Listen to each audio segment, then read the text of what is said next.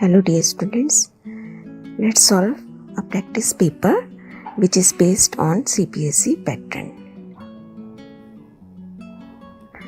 First question is, अगर हमें D पता है इस इक्वेशन का 1 है तो find the value of unknown variable B. यहाँ पे आप देख रहे हैं x का कोफिशिएंट B है जो कि हमें नहीं पता है. तो पहले आप सारी चीज़ें लिख लेंगे. A6 b जो x का कोफिशिएंट होता है उसे हम b बोलते हैं, जो कि यहाँ पे क्या है -b. That means b is -b and c is 2. और साथ में एक चीज़ और दी गई है, d 1 है. d कितना है 1. और d का फॉर्मूला क्या होता है, b² - 4ac = 1 है ना. अब b की जगह आप क्या रखेंगे, -b ब्रैकेट में क्योंकि नेगेटिव है, फिर -4 × 6 × 2 that is equal to 1. -b का वर्ग जब आप करोगे b का वर्ग हो जाएगा b² -48 = 1. ये बन गया b² = 49 and b is equal to ±√49 that is equal to ±7. जब भी आप स्क्वायर को सॉल्व करेंगे दूसरी तरफ ले जाके अंडर रूट करेंगे और वो प्लस और माइनस दोनों साइन के साथ आएगा.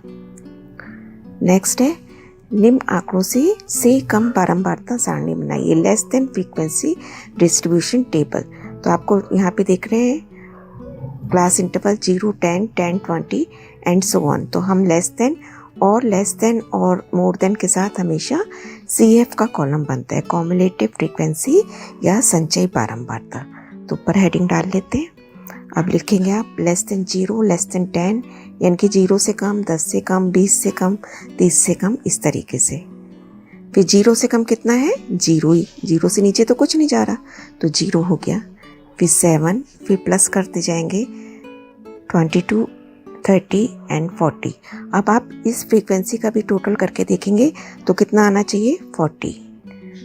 अगर ये दोनों सेम नहीं है तो इसका मतलब आपने गलती करी है. नेक्स्ट, क्या AP का एक पद -150 है. इस -150 टर्म ऑफ गिवन AP. तो देखिए A हमारे पास है, D है और AN दे रखा है. हमें N निकालना है ना. और N कैसा नहीं हो सकता, नेगेटिव नहीं हो सकता और बटे में नहीं हो सकता, एक पॉजिटिव नंबर होना चाहिए. ठीक है, तो उसके अकॉर्डिंगली हम इसको कोशिश करते हैं निकालने की. D क्या बन जाएगा, 8 में से 11 घटाया घटा 3. साइन का ध्यान रखना है. AN इज -150, N निकालना है. AN का फॉर्मूला लगाएंगे A + n - 1D. AN की जगह -150 रख दिया, A की जगह 11, N हमें नहीं पता. अब सबसे पहले आप +11 को इधर जाके माइनस हो जाएगा, -161. अब ये -3 जो इस ब्रैकेट के साथ गुणा हो रहा था वो डिवीज़न में चला गया. इस तरफ क्या बच गया, n-1. माइनस से माइनस कैंसिल हो गया. आप देख रहे हैं बटे की नंबर आ रहा है हमारे पास रैशनल नंबर, तो n हमारा रैशनल नंबर ही एक फॉर्म में आएगा, A/B की फॉर्म में. इस तरीके से आ रहा है, नेचुरल नंबर नहीं बन रहा है ना. जबकि हमें n एक नंबर चाहिए था, natural number. 164/3 and this is not possible. Therefore -150 is not a term of given AP. Next है, भूमि से 60 मीटर की ऊंचाई पर एक पतंग उड़ रही है. Kite is flying at the height of 60 metre above the ground. आपको पता ही है क्वेश्चन, एक फिगर बना लेंगे आप. 60 मीटर की हाइट है और एंगल कितना है, 60 डिग्री. ठीक है, हमें बतानी है डोरी की लंबाई. तो डोरी कहाँ है बेटा, ये है डोरी, है ना. तो आप कौन सा रिलेशन लगाएंगे, यहाँ ये राइट एंगल ट्रायंगल बन रहा है. P हमें पता है, H निकालना है. तो P/H क्या होता है, sin थीटा होता है ना. तो उसे अप्लाई कर देंगे यहाँ पे. आपका आंसर आ जाएगा sin 60 is √3/2. This becomes 120/√3. AC ऊपर चला जाएगा. अब 120/√3 को √3 से आप गुणा और भाग करेंगे तो नीचे √3 × √3 3 बन जाएगा और ये कट गया 40√3 मीटर AC. नेक्स्ट हमारी थ्योरम है सर्कल के चैप्टर की कि हमें बताना है वृत्त के किसी एक बिंदु से खींची गई स्पर्शिका हमेशा वृत्त की त्रिज्या के साथ लंब होती है। Tangent at and point of a circle is perpendicular to the radius. तो आप गिवन में लिखेंगे एक circle with centre O. Figure देख लीजिए इसकी ध्यान से। प्रूफ क्या करना है, O P is perpendicular to A P. हमने एक कंस्ट्रक्शन इसमें करनी है, कोई भी एक लाइन आप इस ए पी लाइन पर सेंटर से ड्रॉ करेंगे। अब देखिए क्या करना है प्रूफ में, O P is equal to O M, दोनों रेडियस है, वृत्त की त्रिज्याएं बराबर होती हैं, और जो ये ओ क्यू पॉइंट है, ओ क्यू लाइन है, ये ओ एम से बड़ी होगी हमेशा। मैं चाहे कोई सी भी लाइन खींच लूँ, या मैंने आपको पहले भी अच्छे से समझा रखा है, कितनी भी लाइन हम ड्रॉ कर लें, हमेशा अगर ये कोई भी बाहर वाली लाइन होगी रेडियस से बड़ी होगी, है ना। O M is less than O Q, O M is less than O Q, जबकि ओ एम किसके बराबर था, ओ पी के। इसका मतलब ओ पी भी ओ क्यू से छोटा है। तो फाइनली हमारे पास क्या कंक्लूजन आएगा कि OP सबसे छोटा डिस्टेंस है, और सबसे छोटा डिस्टेंस हमेशा परपेंडिकुलर डिस्टेंस होता है, लंब होता है। Therefore the theorem is proved, OP is perpendicular to AP। Next है,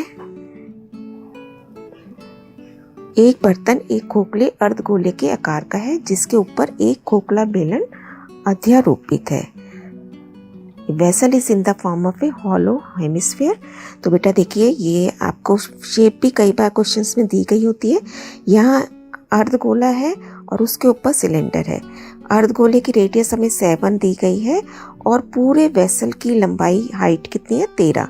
तो जो ऊपर का सिलेंडर है वो कितने का बचा, 6 सेंटीमीटर का, है ना। अब हमसे पूरे वेसल का सरफेस एरिया पूछा गया है, तो दैट मीन्स ये क्या करना पड़ेगा, हमें सिलेंडर का जोड़ना पड़ेगा, ऊपर वाले का प्लस नीचे वाले अर्धगोले का, है ना। तो यहाँ पे देखिए थोड़ा सा, यहाँ पे हमें हेमिस्फीयर लिखना है। अब दोनों के फॉर्मूले क्या होते हैं, देखिए 2 pi r h plus 2 pi r square. 2 pi r is common, अंदर बचा एच प्लस आर, वैल्यूज रख देंगे, इट बिकम्स 44 इंटू 13। तो क्या बन जाएगा, 44 into 13, answer is 572 centimetre square. 9 centimetre लंबी पूरी पेंसिल की हाइट 9 है और रेडियस 1.5 सेंटीमीटर है, और हमें 5 पेंसिल्स का वॉल्यूम चाहिए बेटा। और जबकि इसने बोला है कि जो ऊपर कोनिकल पार्ट है इसकी हाइट 3 सेंटीमीटर है, तो इसकी हाइट अगर 3 सेंटीमीटर है तो ये हाइट हमारी कितनी हो गई, 6 हो गई, क्योंकि पूरी कितनी है, 9, है ना। तो इसका मतलब मुझे किस किस का सिलेंडर का वॉल्यूम इसमें चाहिए, सिलेंडर का वॉल्यूम प्लस कोन का वॉल्यूम पेंसिल के लिए। This is pi r square H1 हमने इसे बोल दिया, और pi r 1/3 pi r square H2। R दोनों जगह हमने सेम ही रखना है क्योंकि रेडियस सेम है। Pi r square is common, H1 plus 1/3 H2 अंदर बच गया। अब 1.5 है, इसको हम 3/2 लिख सकते हैं, अंदर रखा 6, 1/3 इंटू 3। यहाँ पे आप कोन की हाइट रखेंगे इसलिए 3 रखा। H1 क्या है, सिलेंडर की हाइट।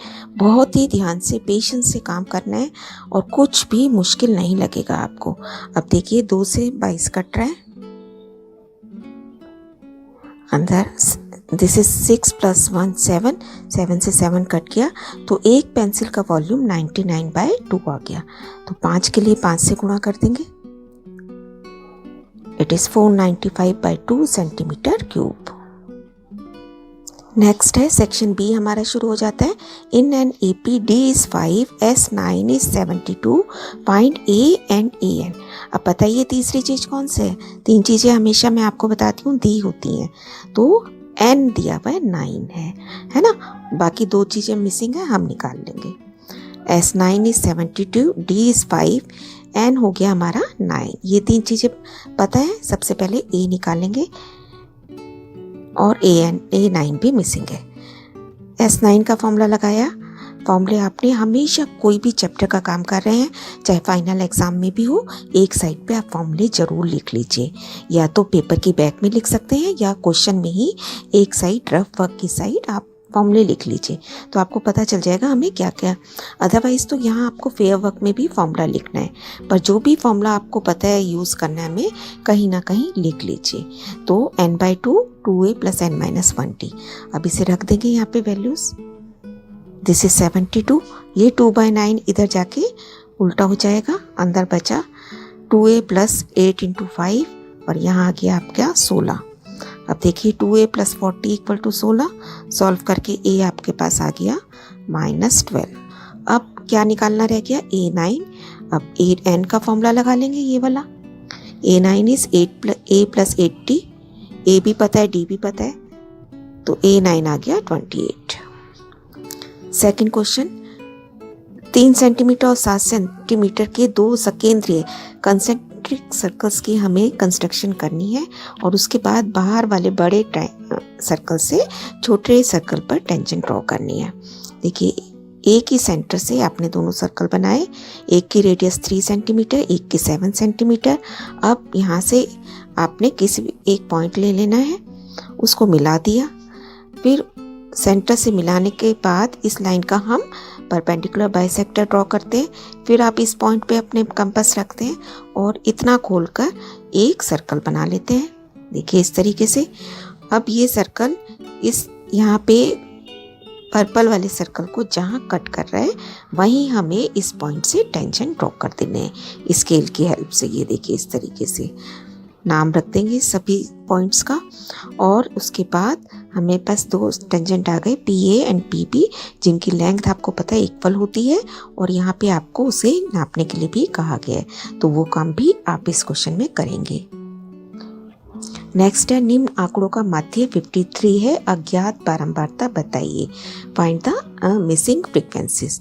2 फ्रीक्वेंसी मिसिंग है, तो इसका मतलब 2 चीज़ें ही हमारे पास होनी चाहिए। तो एक तो मीन दिया हुआ है 53 और एक फ्रीक्वेंसीज का टोटल हमें 100 दिया गया है। तो देखिए बेटा आप कर लेंगे ये क्वेश्चन। सबसे पहले x निकालते हैं, क्लास मार्क। तो इसका क्लास मार्क क्या बना? 0 + 20/2 10, 20 + 40/2 30। यहाँ पे 20 का अंतर है, तो यहाँ पे भी 20 का ही अंतर चलेगा। ठीक है, इस तरीके से आपने ये कॉलम कंप्लीट कर लिया। फिर आप fx निकालते हैं, यानी कि 15 × 10 150, 30 f1 ये हो गया। अब 50 × 21 करेंगे, दिस इज 70 × f2 और ये बन गया 1530। अब ध्यान से हमें ये टर्म्स नहीं ऐड ऑन करनी, तो इन्हें एज इट इज यहाँ पे लिखा जाएगा। पहली इक्वेशन क्या बनेगी?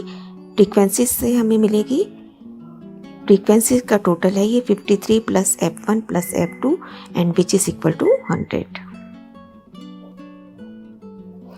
यहाँ से f1 + f2 हमारा आ गया 100 - 53 = 47। सेकेंड हम मीन का फॉर्मूला लगाएंगे, σfx/f। σfx हमारा ये सारा है और नीचे σf की जगह अब की बार हम 100 लिखेंगे।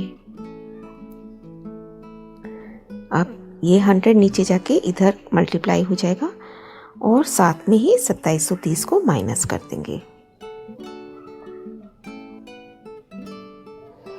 हमारे पास बच गया 2570 = 30 f1 + 70 f2। अब ये जो 2 इक्वेशन हमें मिली है, this one and this one, इनको हमें अपना सॉल्व करना है। देखिए पहले यहाँ तक लिख लिया, उसके बाद हमें मिल गया। Now simply we have to solve these 2 equations। अब इसका एक कोफिशिएंट सेम बनाने के लिए मैंने 30 से मल्टीप्लाई कर दिया, तो 30 को इससे मल्टीप्लाई करेंगे कितना आ जाएगा?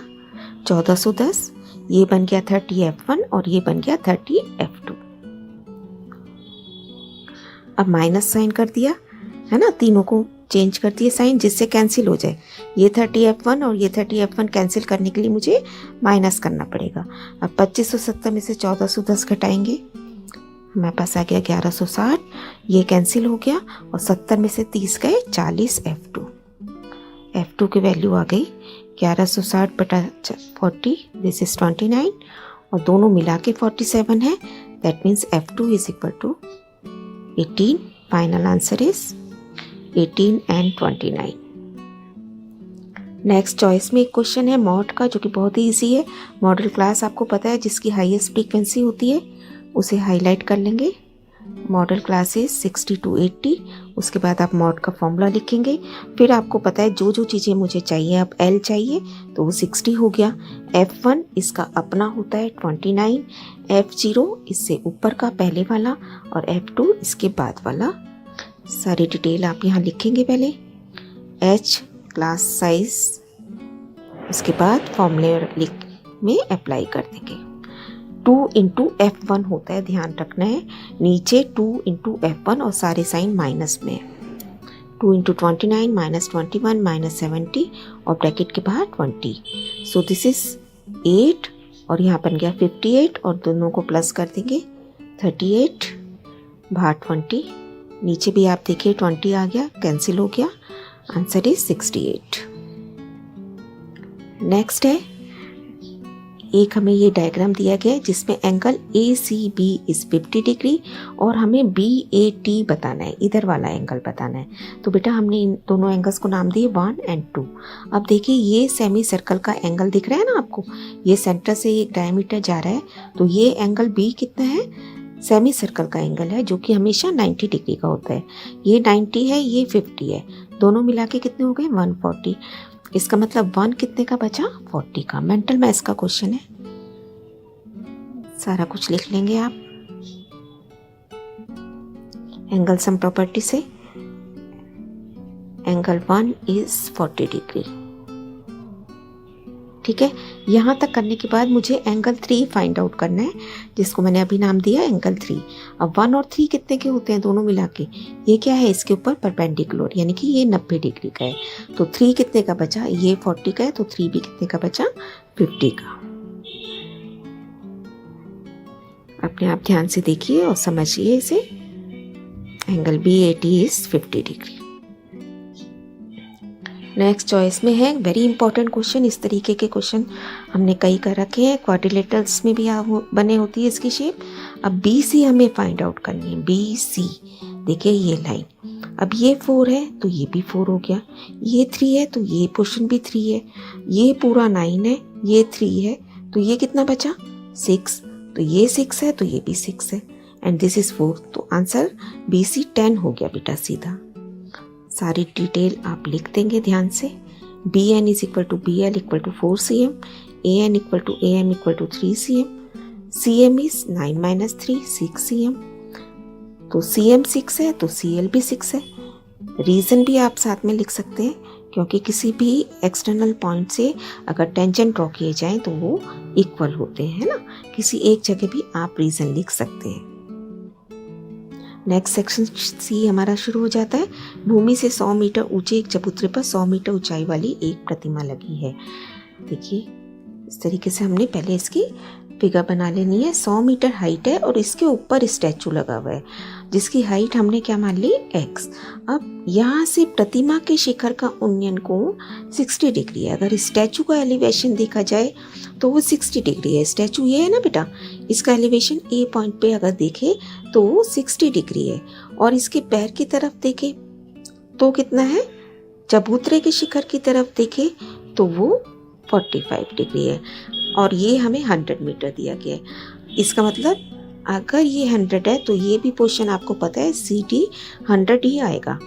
हम बहुत क्वेश्चन कर चुके हैं कि 45 डिग्री का एंगल जब भी होता है तो परपेंडिकुलर और बेस इक्वल होते हैं, अदरवाइज आपको लिखना सारा कुछ है। स्टैचू इज AB हमने सपोज किया, स्टैचू AB की हाइट हमें कैसे मिलेगी, AC माइनस BC, तो that means AC minus 100। 1 by 1 हम दोनों ट्राइंगल्स कंसीडर करेंगे। BCD लिखा आपने, BC equal to CD equal to 100 metre आ गया।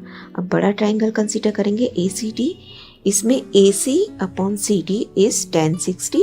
1060 की वैल्यू क्या होती है, √3, और आप AC कितना निकाल लिया, CD √3। अब CD कितना है 100, तो AC भी कितना बन गया 100√3। अब हमें तो निकालना है AB कितना बन गया 100√3 minus 100। 100 is common, answer is 100 into √3 minus 1 metre. Next choice में क्वेश्चन है, एक मीनार के पद बिंदु से एक भवन के शिखर का उन्नयन कोण 30 डिग्री है। बना लेते हैं फिगर। देखिए इस तरीके से दो चीजें आपके पास, एक बिल्डिंग है और एक टावर है। ठीक है। अगर बिल्डिंग से टॉवर की तरफ देखा जाए तो वो 60 डिग्री का एंगल बना रहा है, और टॉवर से बिल्डिंग को देख रहा है तो 30 डिग्री का एंगल बना रहा है बेटा। और इसके साथ ही उसने मीनार की हाइट भी 50 मीटर दे रखी है। टॉवर की हाइट कितनी है, मीनार 50 मीटर, और हमें बिल्डिंग की हाइट बतानी है। बहुत ही आसान क्वेश्चन है। आप देखिए दोनों में बेस कॉमन है ना, तो ABC ट्रायंगल कंसीडर किया आपने। यहाँ पे लिखा AB बटा BC इज 1060 √3 आ गया। तो BC की वैल्यू कितनी आ गई, 50 √3/3। अब इसको ही हम दूसरे ट्रायंगल में कंसीडर कर लेंगे। BCD में CD अपॉन BC इज 1030 अब की बार, और उसकी वैल्यू होती है 1/√3। So CD is equal to BC ऊपर चला गया, BC upon √3, and this is rationalise कर लेंगे आप, सारा कुछ करके आपका आंसर आ गया 50/3 मीटर। नेक्स्ट कंस्ट्रक्शन का एक क्वेश्चन है जो कि आपको आई होप कि बहुत ही अच्छे से आता है। एक टेंजेंट हमें बनाने हैं जो कि 60 डिग्री पर दोनों झुके हुए हैं। सर्कल बनाया, एक रेडियस ड्रॉ करें, उसके बाद 60 का अगर यहाँ एंगल बन रहा है तो सेंटर पे 180 में से माइनस करके देख लेंगे, दैट मीन्स 120 का। अब आप यहाँ इस पॉइंट पे, सेंटर पॉइंट पे 120 डिग्री का एंगल ड्रॉ करेंगे।